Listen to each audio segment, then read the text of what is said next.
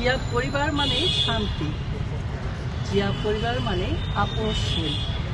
এই কথাকে ধারণ করে, আমাদের শহীদ প্রেসিডেন্ট জিয়াউর রহমানের আদর্শকে ধারণ করে, আমাদের খালেদা জিয়ার আদর্শকে ধারণ করে, তার উদ্দেশ্যে আমাদের ছেলে আসছে তারেক রহমান দেশে।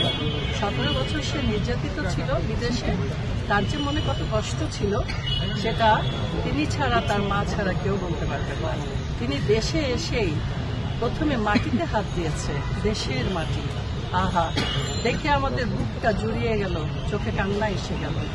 এটাকেই বলে দেশপ্রেম। দেশপ্রেম না থাকলে দেশ থেকে যেতে চায়নি কেন আমাদের নেত্রী? আর তারেক জিয়া যে গিয়েছিলেন তাকে তো পাঠানো হয়নি, পঙ্গু করে পাঠিয়েছিলেন।